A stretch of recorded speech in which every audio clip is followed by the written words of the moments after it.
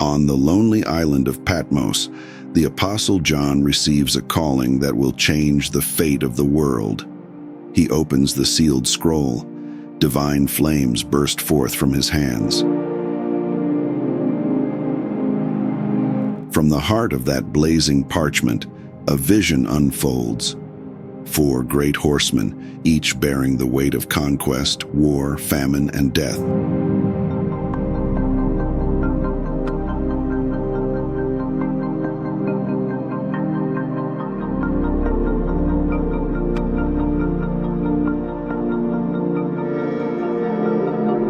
The light shifts, revealing John's silhouette against flickering torchlight as distant thunder rolls. Now John must bear witness to the end of days, to the shaking of heaven and earth, and the ultimate triumph of hope over darkness.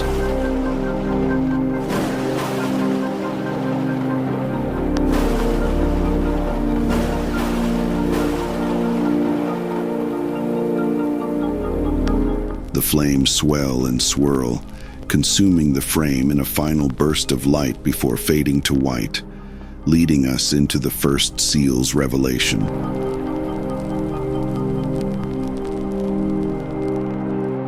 A blinding shaft of light rends the shadowed cave, as if heaven itself has torn through rock and darkness. Jagged stone edges glow with celestial brilliance, and every dust mote suspended in the air ignites like 1,000,000 tiny stars. From that radiant breach descends the Archangel Gabriel, wings of purest light unfolding in slow, majestic arcs. His armor gleams like burnished gold dipped in fire, each plate etched with ancient runes that pulse with divine energy.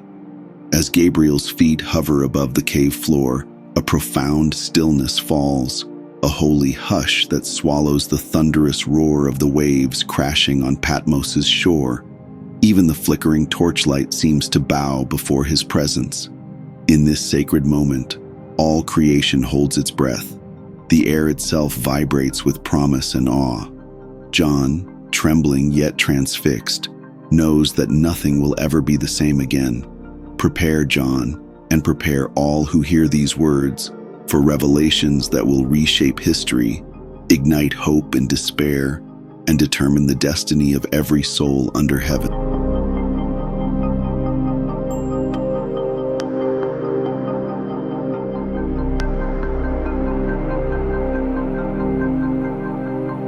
Across a parched and shrouded desert, where the wind scours every grain of hope, a lone figure materializes from the swirling sands.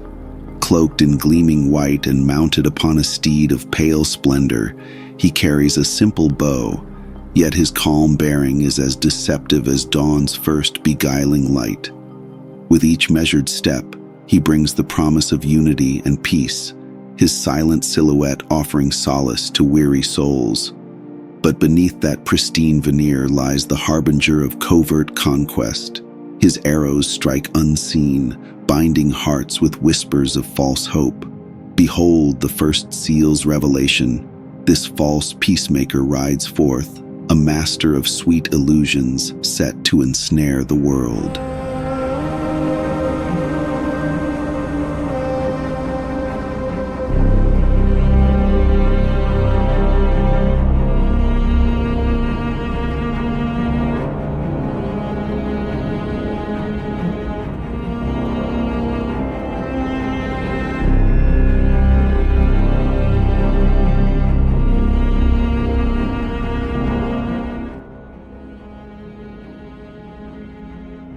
Behold the second seal. The very heavens bleed as a sky stained crimson by unending conflict heralds the arrival of the warrior. He charges across the shattered plains atop a fiery red steed, sword aloft and gleaming with the steel of 1,000 battles. Behind him, the cacophony of clashing armies roars like thunder. Shields splinter, banners fall, and the earth itself trembles beneath the march of war. And then, from the shifting dust, the third seal unfolds. A spectral figure draped in inky black robes glides into view, clutching a pair of ancient brass scales. In his hollow eyes lies the ache of hunger made manifest. Wherever he treads, harvests wither and granaries sit empty. Bread, once the common gift of earth's bounty, becomes a precious treasure, bartered ounce by ounce for the barest sustenance. Thus, famine's shadow stretches across the land, binding hearts and wills in the relentless grip of scarcity. And now the fourth seal is shattered. A suffocating shadow slithers across the bloodless sky, and from its depths strides a lone, bone-white steed. Its every muscle gleams under the moon's pale light, as though carved from the very marrow of the world. At the beast's reins sits death incarnate, an emaciated specter draped in tattered black, its hollow eye sockets burning with an otherworldly glow. In one gauntleted hand, it clasps a scythe whose curved blade glints like fractured starlight. Without a whisper, the pale rider advances through the silent tumult of a world caught between heartbeat and hush. No plea halts his passage, no sorrow stays his course. With each measured stride, he harvests the living and the lost in a merciless dance of endings. Stand witness, for here rides the very personification of oblivion, death on horseback, the final arbiter whose coming heralds the dawn of timeless night.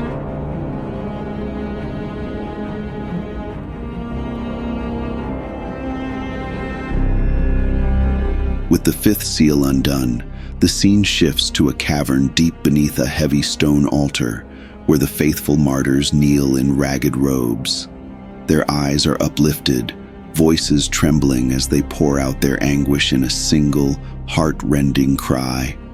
How long, O Lord, how long? Against the cold rock floor, their tears carve narrow rivulets that glisten in the dim light. Each drop a testament to suffering endured, each sob a plea for relief. Yet as their lament reaches the vaulted ceiling, a gentle radiance descends, Gabriel's promise echoing in their ears. Your tears will not be in vain. In that moment, a miracle stirs.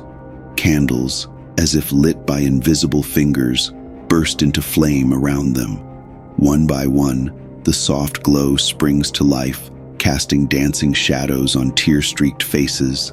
The flickering light banishes the darkness, weaving threads of hope through the grief, and reminding every weary soul that even in the deepest night, compassion and redemption still burn bright.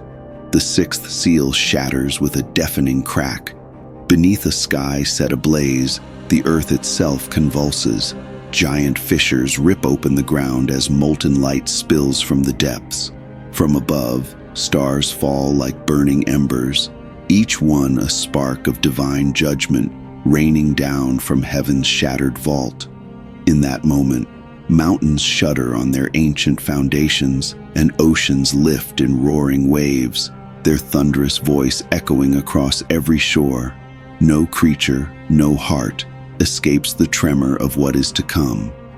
Amid the tumult, the Archangel Gabriel stands unbowed, his form haloed in celestial fire.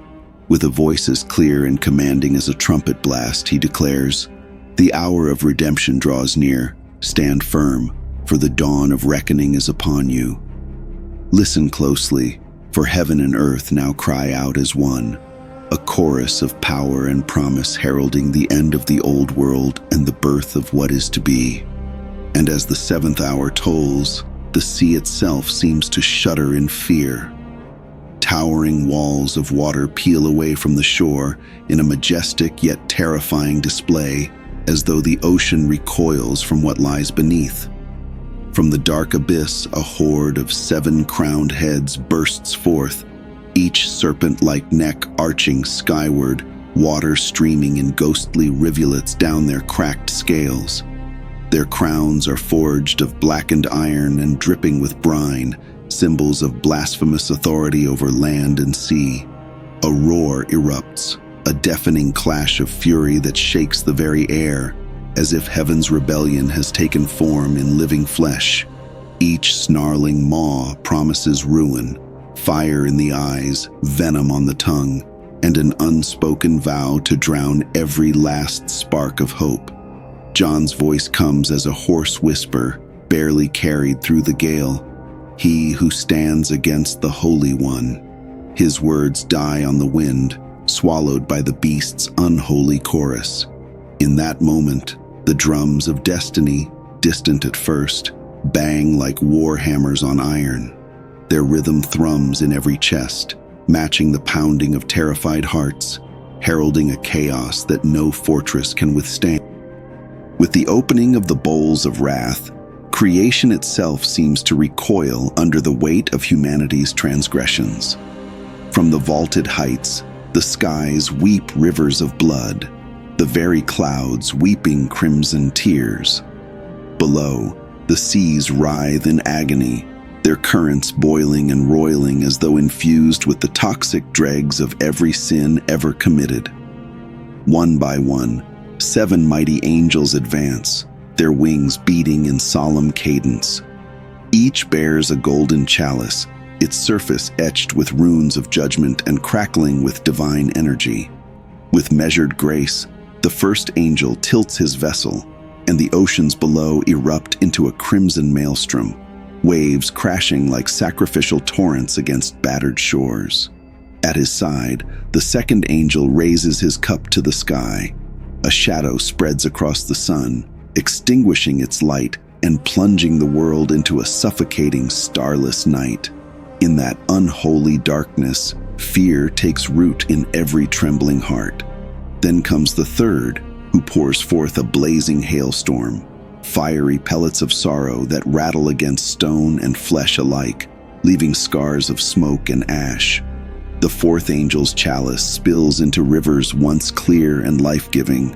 They curdle into inky poison, their banks lined with withered flora. With each successive bowl, new torments unfold, a scorching heat that withers the land, unquenchable thirst that parches souls, plagues of darkness that blind and confound.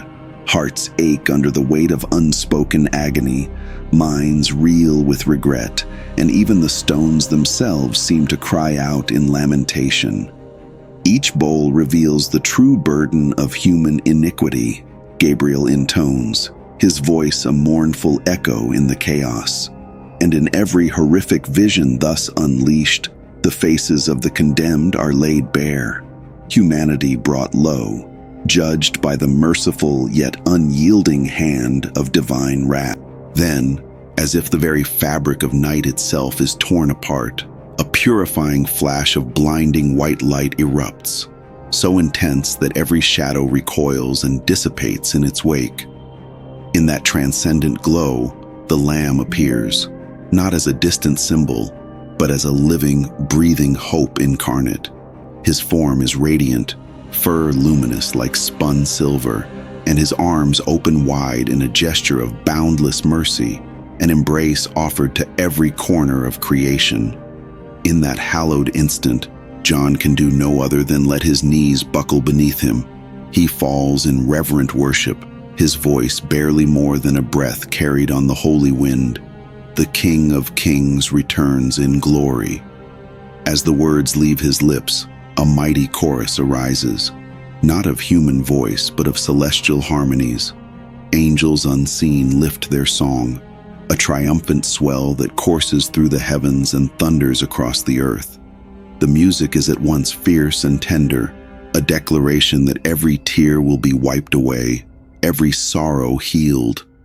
In that moment, the promise of redemption blooms like a radiant dawn, and hope, long dormant under the weight of judgment, bursts forth anew for all who hear the Lamb's return. The end of all things has been unveiled in visions of fire and fury. Yet even as the final judgments fall like ashes upon the earth, what emerges from the ruin is not despair, but the glimmer of a fresh beginning. From the gathering twilight, a new era stirs. In that hallowed moment, the Archangel Gabriel steps forward, holding aloft a scroll of pristine white parchment, its surface untouched, its pages waiting to be filled with the next great chapter of history. He offers it to John, whose trembling hands accept the gift with reverent awe, understanding that this blank canvas holds the promise of redemption and renewal. Beyond them, the darkened sky gives way to the soft glow of dawn. Over the tranquil waters of Patmos, the first rays of sunlight crest the horizon, gilding sea and sky in hues of rose and gold. Each wave carries a reflection of hope, each glimmer a reminder that light always conquers darkness. And then, as the world holds its breath in that sacred stillness, Gabriel's voice rings out once more. Will you be ready when he returns?